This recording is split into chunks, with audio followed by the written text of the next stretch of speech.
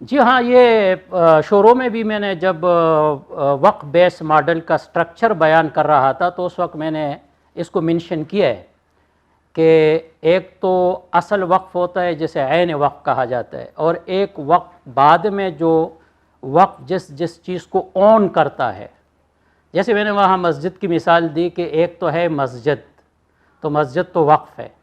ایک مسجد کو کوئی زمین دیتا ہے، مسجد کو لوگ چندے دیتے ہیں، یہ مسجد اس زمین کو اون کرتی ہے، مسجد اس چندے کو کنٹریبیوشنز کو اون کرتی ہے، تو یہ مملوک وقف ہے.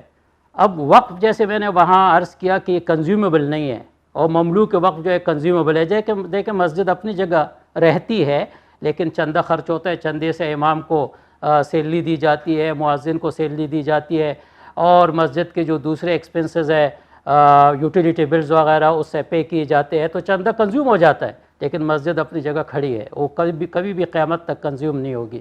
تو اسی طرح ہمارے یہاں بھی جو 5 لاکھ روپے جو میں نے سیڈنگ اماؤنٹ، جس سے میں نے سیڈنگ اماؤنٹ کے ساتھ تعبیر کی تھی، یہ 5 لاکھ روپے ہمیشہ فنڈ کے اندر رہیں گے.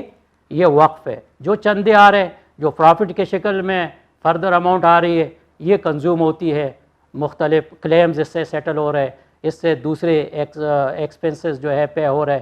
تو وقف اور مملوک وقف میں یہ فرق ہے. بنیادی فرق یہ ہے کہ ایک کنزیومیبل ہے اور ایک کنزیومیبل. وقف کنزیومیبل نہیں ہے.